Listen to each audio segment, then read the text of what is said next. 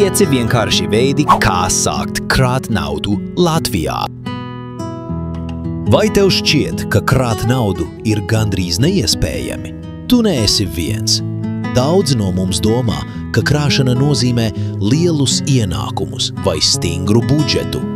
Bet patiesībā tu vari sākt krāt jau šodien ar pavisam vienkāršiem soļiem.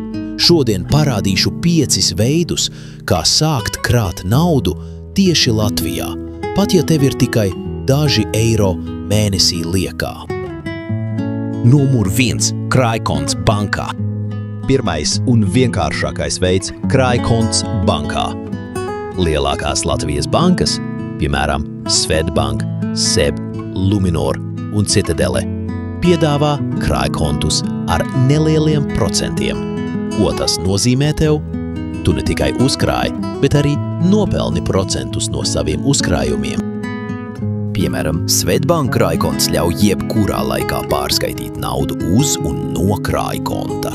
Tas ir elastīgs un piemērots gan īstermiņa, gan ilgtermiņa mērķiem. Luminor piedāvā arī uzkrājuma mērķa funkciju, kur tu vari nosaukt savu mērķi, piemēram, ceļojums uz Spāniju un sekot līdzi progresam. Numur 2. Automātiskie pārskaitījumi. Otrais veids – automātiskais pārskaitījums uz krājkontu. Iedomājies šo kā maksājumu pašam sev. Piemērs, tu saņem algu 800 vai 1200 eiro, tajā pašā dienā automātiski tiek pārskaitīti 5%, 10% vai cita izvēlēta summa uz krājkontu. Tas notiek automātiski, bez papildus piepūles. Tu pat nepaspēsi palaist garām šo naudu, jo tā jau būs noglabāta. Un atceries, pat 20 eiro mēnesī nozīmē 240 eiro gadā. Tas ir sākums. Numur 3. Noapaļošana. Trešais. Noapaļošanas funkcija, jeb microsavings. Šī iespēja ir pieejama, piemēram, Swedbank mobīlajā aplikācijā. Kad tu veic pirkumu, piemēram, par 2,70 eiro, aplikācija noapaļo šo summu līdz 3 eiro, un atlikušos 0,30 eiro pārskaita uz tavu krājkontu. Šī funkcija darbojas automātiski un nemanāmi. Tā ir perfekta cilvēkiem, kuriem šķiet, ka viņi nespēj iekrāt, jo viss notiek fonā, bez piepūles. Iedomājies, cik daudz tu vari uzkrāt tikai iepērkoties kā parasti. Numurs 4. Budžeta analīze un izdevumu samazināšana. 4. veids – tēriņu kontrole un budžeta analīze. Lielākās bankas Latvijā piedāvā iespēju redzēt, kur tu tērē savu naudu. Piemēram, Swedbank aplikācijā tu vari redzēt, cik naudas mēnesī aiziet pārtikai, izklaidei, transportam vai kafijām.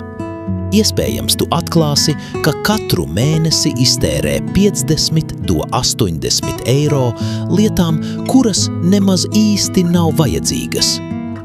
Ja tu samazini kaut vai pusi no šiem tēriņiem, tu jau vari sākt krāt bez sāpēm. Mērķa uzkrājumi un motivācija. Un 5. Mērķa uzkrājumi.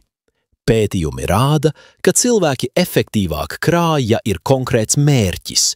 Tavs mērķis var būt ārkārtas fonds, ceļojums, kāzu budžets, jauns telefons vai pat pirmā iemaksa mājoklim.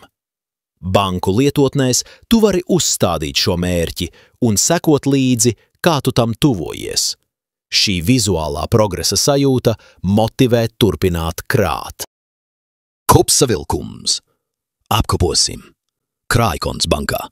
Automātiskais pārskaitījums. Noapaļošana. Budžeta kontrole. Mērķa uzkrājumi. Nav svarīgi, cik daudz tu krāji. Svarīgi ir sākt. Tu vari sākt ar 1 eiro dienā. Galvenais, dari to regulāri. Ja šis video tev bija noderīgs, spied like, abonē kanālu, vēl vairāk praktisku padomu un padalies komentāros, kuru no šiem 5 tu izmēģināsi pirmo. Papildu bonus, un ja jau krāj, apsver arī ilgtermiņa ieguldījumus, piemēram, 3. pensiju līmeni vai uzkrājošo apdrošināšanu. Par to citā video.